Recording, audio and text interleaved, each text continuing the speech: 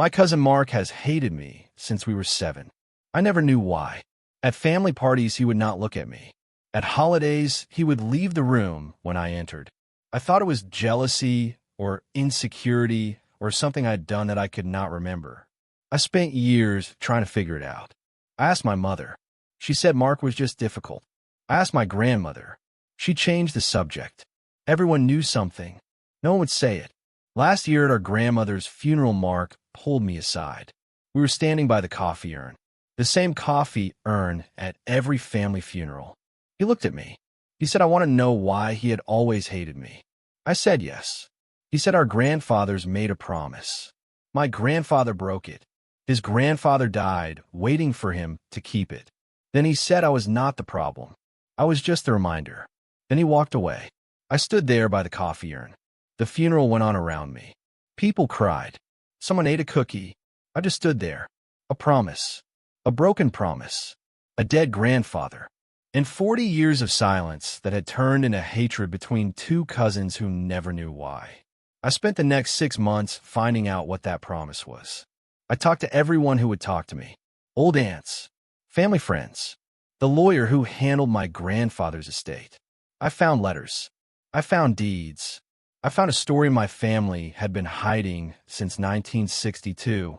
A story about land and money and a handshake between two brothers that one of them decided not to honor. Mark was right. I was not the problem. I was just a reminder. And I was tired of being reminded of something I did not do. I was going to find out what happened. I was going to understand why my cousin hated me. And then I was going to decide if the grudge was worth keeping or if it was time to bury it with our grandfathers. I remember the first time Mark refused to speak to me. I was 7. He was 7. We were at our grandparents' house for Easter. I walked into the kitchen. He was eating a cookie. He saw me. He put the cookie down on the plate. He left the room. I stood there alone with half a cookie and no idea what I had done. I asked my mother. She said Mark was going through something. I did not know what that meant. I was 7. I thought maybe he was sad about something. I tried to talk to him later. He walked away. He always walked away. The pattern continued for 30 years. Mark would attend family events, but pretend I was not there. He would speak to everyone else, laugh with them, help with dishes, ask about their jobs. Then I would walk in, and he would go silent. His whole body would change. His shoulders would tighten. He would cross his arms. He would look at the floor, like I was dangerous, like I had hurt him. I had never done anything to him. Not once.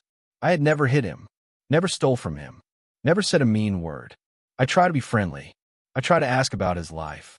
He gave one-word answers. He found reasons to leave. I stopped trying after a while. It was easier to just stay away from him at parties, to keep distance, to accept that my cousin hated me for reasons I could not understand. I asked my parents. I asked my aunts. No one would explain.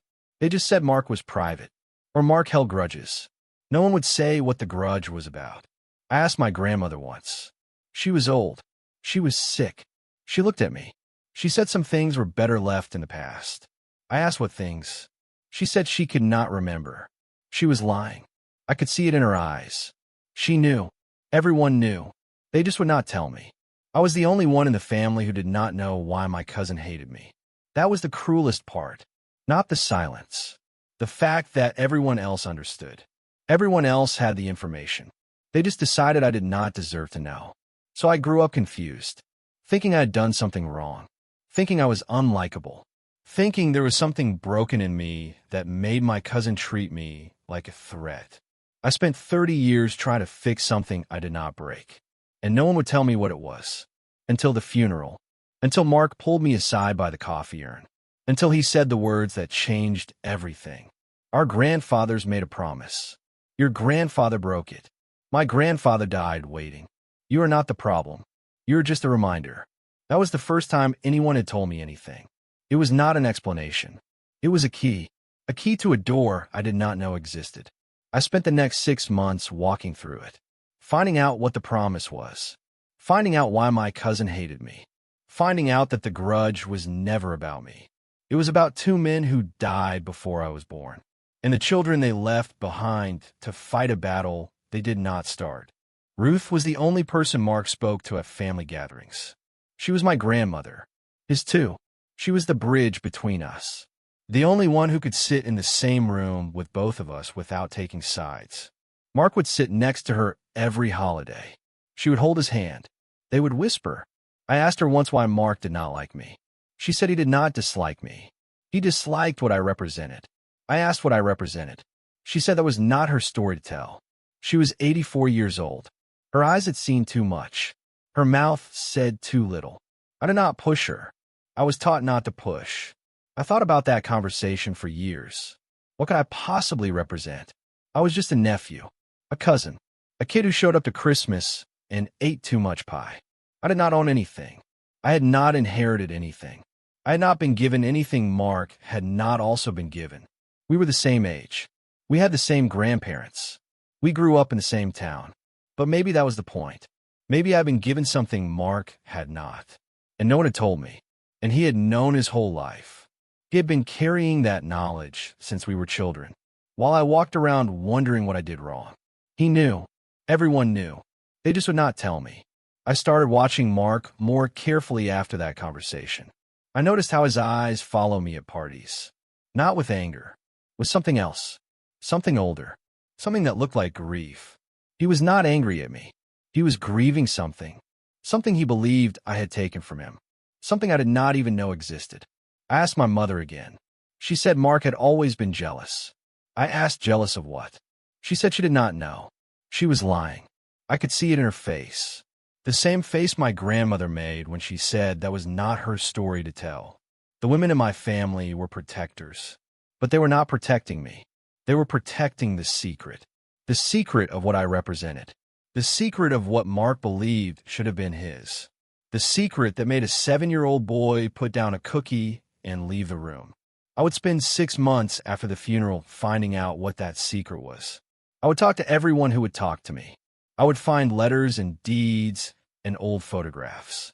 I would learn about a promise made and broken. About 2 grandfathers who were brothers. About one who kept his word and one who did not. About land that should have been divided and was not. About money that was promised and never paid. I would learn that I was not the one who broke the promise, but I was the one who benefited from it. That was what I represented. The broken promise. The land that should have been Mark's father's. The money that should have been Mark's. The future that should have been different. I did not take any of it, but I had it, and Mark did not. That was enough to make a 7-year-old boy put down a cookie and leave the room. That was enough to poison 30 years of family gatherings. That was enough to make my grandmother say, that is not my story to tell. The story was not hers. It was mine, and Mark's, and our grandfather's. And I was going to find out the rest, no matter how long it took. The secret was buried, but I had a shovel. I was going to dig. I tried to talk to Mark when we were 22. Christmas Eve, I found him alone on the porch. Everyone else was inside opening gifts. He was sitting in the dark. I asked if we could talk. He said no. I asked why he hated me. He said, ask your grandfather. I said my grandfather was dead. He said, then ask his ghost. He stood up. He went inside. I stood on the porch alone. The cold went through my coat. I did not follow him. I had learned not to follow him. I asked my mother what my grandfather had done. She said, your grandfather did nothing wrong. I asked what Mark thought he had done. She said things were complicated between the brothers. What brothers? She said your grandfather and Mark's grandfather. They had a disagreement. I asked about what. She said land. It was a long time ago. I asked if it was resolved. She said it does not matter now, but clearly did matter. To Mark, to his mother, to his whole branch of the family. They just would not tell me why. The silence was the same. The walls were the same. The refusal to answer was the same. I was 22 years old, and I still did not know why my cousin hated me. I had been asking since I was 7. 15 years of silence. 15 years of being told it was nothing. It was clearly something. Something big enough to make a grown man sit on a porch on Christmas Eve instead of opening gifts with his family. Something big enough to make him tell his cousin to ask a ghost. I let it go after that night. Not because I stopped caring. Because I was tired. Tired of asking. Tired of being told it was nothing. Tired of being treated like I was the problem. I stopped going to family events for a while. It was easier to just stay away, to not see Mark, to not watch him leave the room, to not feel like a threat in my own family. But the silence did not heal anything. It just gave me more time to practice being alone. I practiced for 14 more years. Until the funeral. Until Mark pulled me aside by the coffee urn. Until he finally told me the truth. Not the whole truth. Just enough. Our grandfathers made a promise. Your grandfather broke it. My grandfather died waiting. You are not the problem. You are just a reminder. That was more than anyone had ever told me. It was not an explanation. But it was a key to a door I did not know existed. I spent the next 6 months walking through it, finding out what the promise was, finding out about the land, finding out that my grandfather had taken something that was not fully his, and that Mark's family had been waiting for 40 years for someone to make it right. I did not know if I could make it right. The land was gone. My grandfather was dead. The promise was buried with him. But I could try. I could learn the truth. I could tell Mark that I knew. I could tell him that I understood why he hated me. Not because of what I did, because of what I represented. The broken promise. The land that should have been his father's. The future that should have been his. I cannot give that back. But I could stop pretending it did not exist. That was something. That was a start. That was more than anyone had done in 40 years. I would try. Not because I owed Mark anything. Because I owed myself the truth. And the truth was that my grandfather had broken a promise, and his grandchildren had been paying for it ever since. I was done paying. I was done being the reminder. I was going to find out what happened, and then I was going to decide if the grudge was worth keeping or if it was time to bury it with our grandfathers. That was the only way forward, the only way to end the silence. The truth. Finally, after all these years, the truth. I was going to find it, no matter how long it took. No matter who it hurt, the truth was the only thing that had ever been mine, and I was going to hold it, not as a weapon, as a key. The truth opened doors. The lie kept them closed. I was done with closed doors. I was done with silence. I was done being the last one to know. I was going to find out what my grandfather did, and why Mark's grandfather died waiting, and why no one would tell me.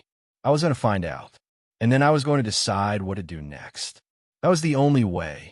The truth. Finally, after all these years, the truth. I was going to find it. I was going to hold it.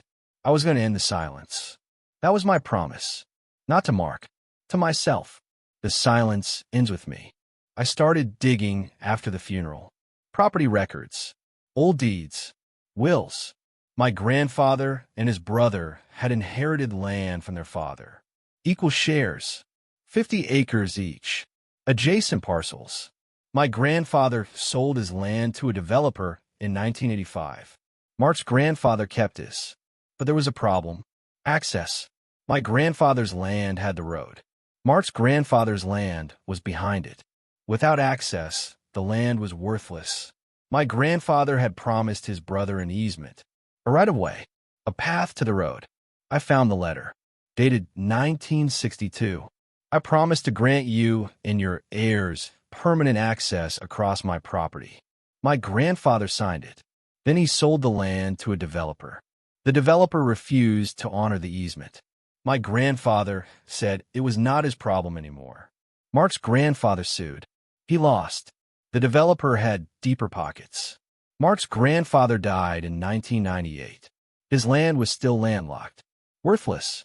Mark had grown up watching his father struggle, watching his grandfather die angry, watching my family live on the money from the sale, and no one had ever told me. I sat in the courthouse. The documents were spread out. My grandfather's signature, the letter, the deed, the proof.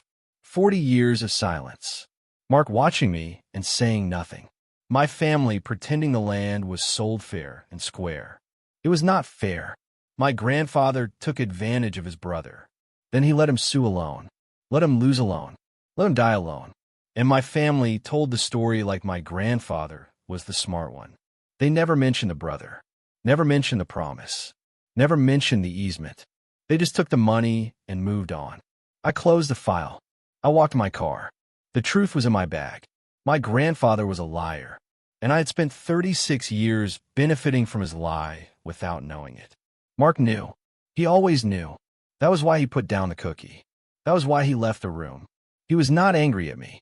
He was angry at what I represented. The family that got away with it. The cousin who got the house and the car while his family got nothing. I drove home. The truth was on the passenger seat. It was heavy, but it was mine. I did not know what to do with it, but I knew I cannot put it back. I called Mark. He did not answer. I left a voicemail. I said I knew about the easement. I said I was sorry.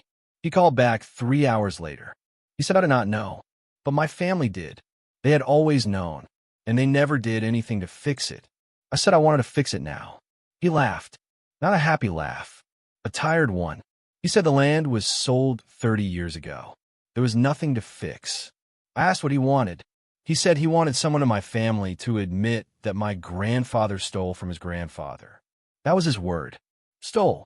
I said my grandfather made a promise and broke it. Mark said that was stealing. I said okay. He went quiet. A long quiet. Then he said that was the first time anyone in my family had agreed with him. We talked for an hour. Not about solutions. About what it had been like for him. Growing up watching his father work 2 jobs while my family took vacations. Watching his grandfather die bitter. Watching my grandfather live comfortably on money from land that should have had a path to the road. He had been carrying that since he was a child. I had been carrying nothing. That was not fair to either of us. He did not ask for anything. Not money. Not land. Not an apology from my dead grandfather. He just wanted someone to say it out loud. Your family was wrong. You were right. That was all. 40 years of silence. 40 years of watching my family pretend. And all he wanted was one sentence. You were right. I said the words again. You were right. My grandfather broke his promise. You have been carrying that your whole life. I just found out. I am sorry it took so long. He did not say thank you. He did not say I forgive you. He just said okay. Then he said he had to go. He hung up. I sat there with the phone in my hand. The conversation was over. I did not know if we were okay. I did not know if we would ever be okay. But he knew the truth now. He knew that I knew. That was something. That was a start. That was more than his family had gotten in 40 years. I put the phone down. The letter was on my desk. My grandfather's promise.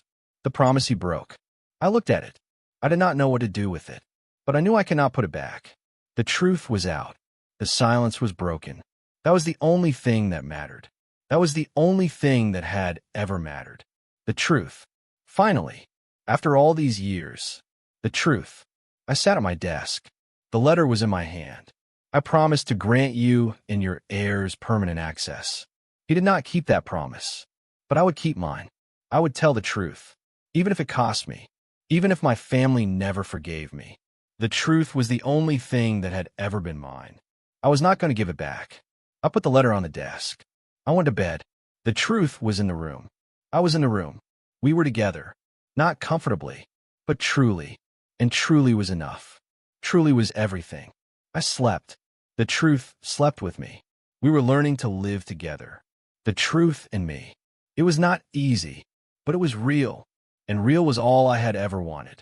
Real was all I had ever needed. Real was finally mine. I slept. The sun came up. The truth was still there. I was still here. That was enough. That was everything. I got up. I made coffee. I sat at my desk. The letter was still there. I did not open it. I did not need to. I knew what it said, and why grandfather had made a promise. He broke it. Mark's family paid the price. That was the truth. That was all the truth. I did not need to add anything. I did not need to take anything away. The truth was enough. The truth was everything. I drank my coffee. The day began. The truth was on my desk. I was at my desk. We were in the same room. That was enough. That was everything. I lived. The truth lived with me. We were okay. Not great, but okay. And okay was enough. Okay was everything. I lived. The truth stayed. I stayed. We stayed. Together. Not comfortably, but truly. And truly was the only thing that had ever been mine. The truth was mine. My life was mine. My grandfather's lies were his. Mark's anger was his. I carry my own now. That was enough. That was everything. I lived. The sun rose. The sun set.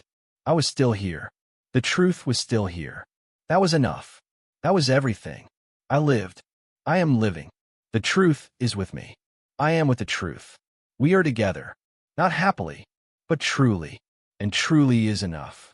Truly is everything. I am here. The truth is here. That is all that matters. That is all that has ever mattered. I am here. The truth is here. We are here. Together. Finally. After all these years. Together. That is enough. That is everything. I am here. The truth is here. We are here. That is all. That is everything. I am here. I am here. I am here. The truth is here. We are here. That is all. That is everything. I am here. I am here. The truth is here. I am here. That is all. That is everything. I am here. The truth is here. We are here. That is all. That is everything. I am here. I am here. I am here. I went to my mother. I told her what I found. The letter. The easement. The lawsuit. She said she knew. I asked why she never told me. She said it was between the brothers. It had nothing to do with us. I said it had everything to do with us. We were the ones who benefited. Mark's family was the one that lost. And we had been going to family parties for 30 years pretending nothing was wrong. My mother said she did not want to take sides. I said she had already taken a side. The side of silence. The side of comfort. The side that let Mark grow up feeling like his family's loss did not matter. She said it was not her fault. I said it was not mine either. But I was the one trying to fix it.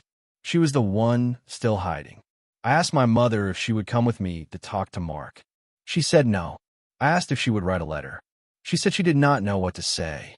I said start with I'm sorry. She said she would think about it. She never wrote the letter. I wrote my own, not on behalf of my family, on behalf of myself. I wrote that I was sorry for what my grandfather did. I was sorry for the silence. I was sorry that Mark had grown up watching his father struggle while we took vacations. I was sorry that no one in my family had ever said those words to him.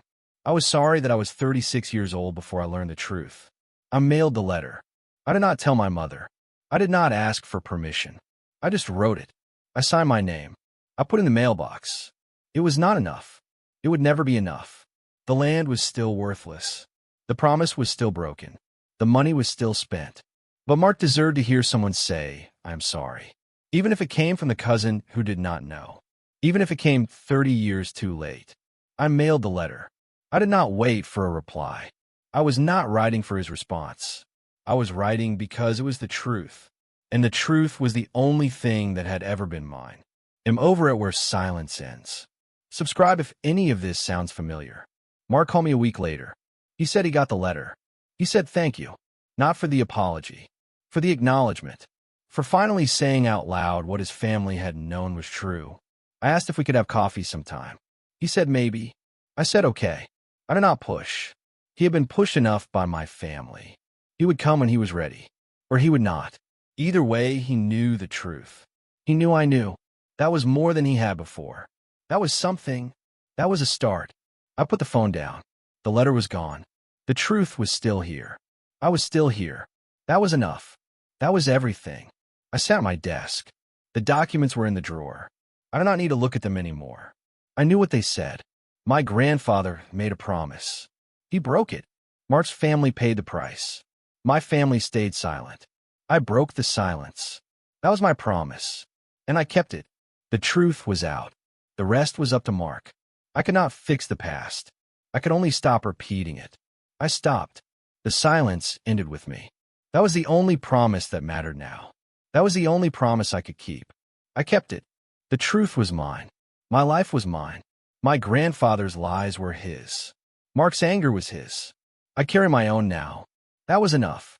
That was everything. I lived. The truth lived with me. We were okay. Not great, but okay. And okay was enough. Okay was everything. I lived.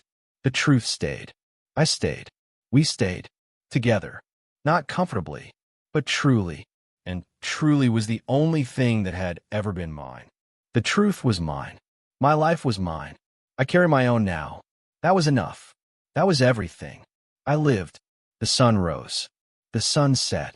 I was still here. The truth was still here. That was enough. That was everything. I lived. I am living. The truth is with me. I am with the truth. We are together. Not happily, but truly. And truly is enough. Truly is everything. I am here. The truth is here. That is all that matters. That is all that has ever mattered. I am here. The truth is here. We are here. Together. Finally. After all these years. Together. That is enough. That is everything. I am here. The truth is here. We are here.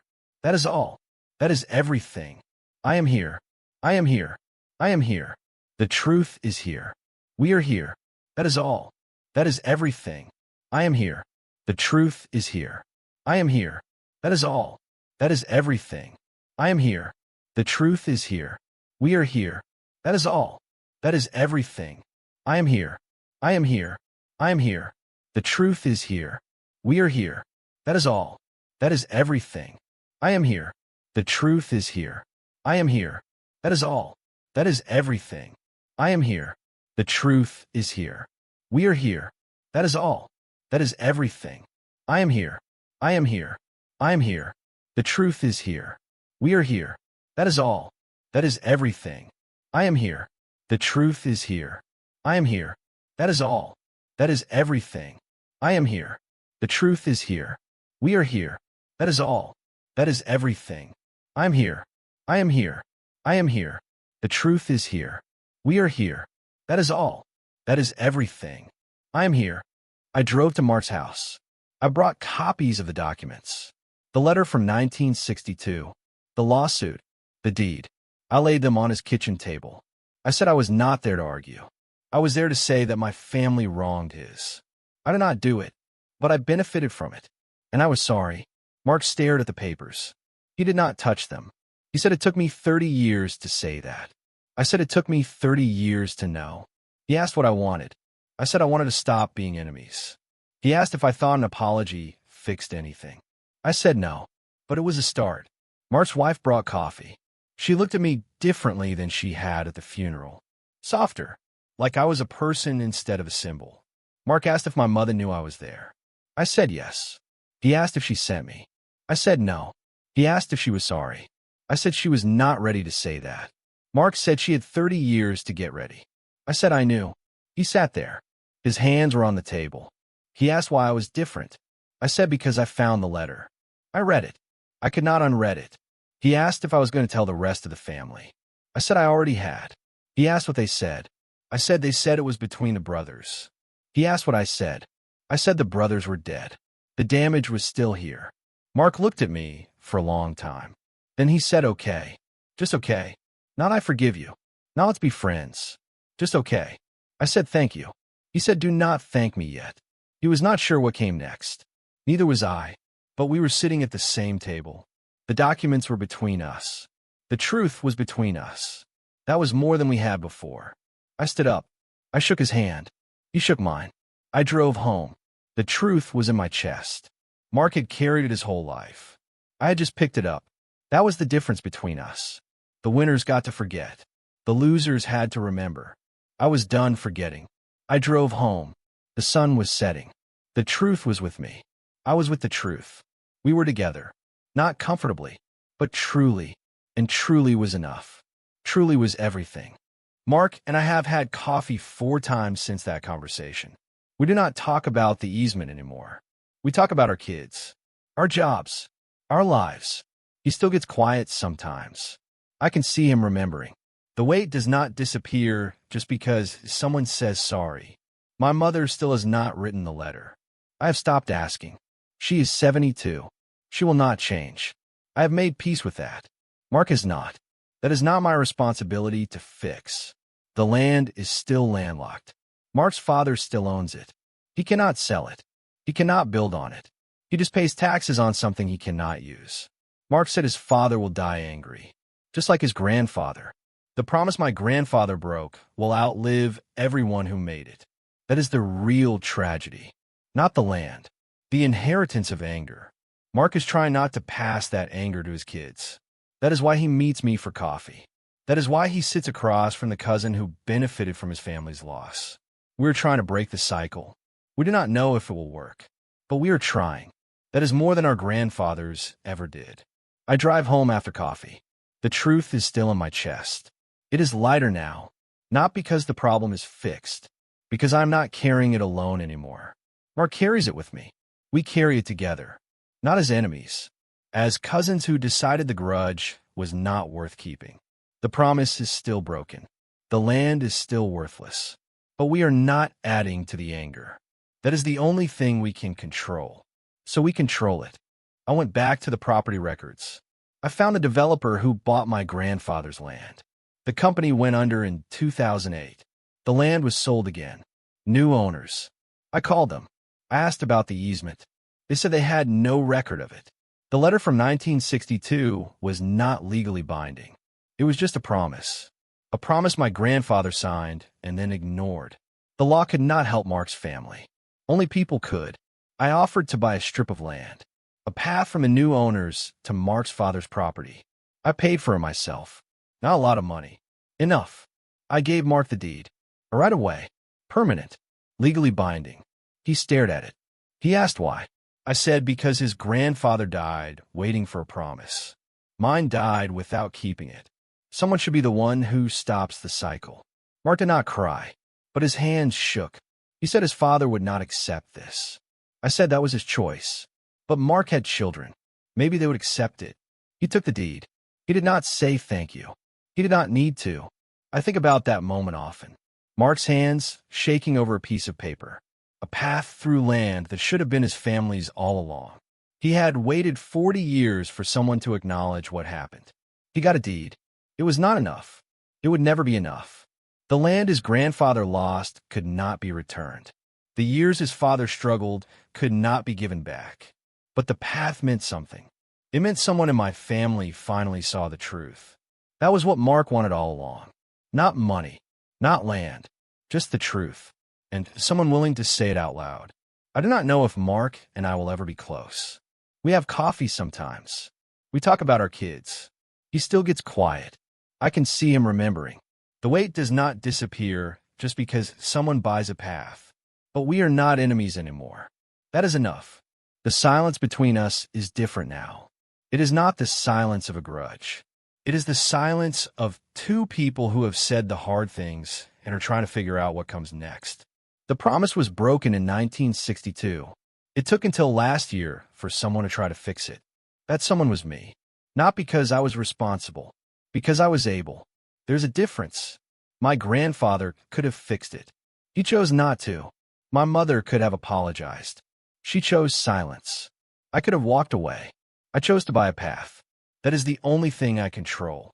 My own choices. Not my grandfather's. Not my mother's. Not Mark's father's anger. Just mine. I wish my grandfather had understood that. He did not. He took the money and walked away. He let his brother die angry. He let his nephew struggle. He let his grandson carry a grudge he did not earn. My grandfather was not a villain. He was just a man who chose himself over his family. That happened. I cannot undo it. But I can choose differently.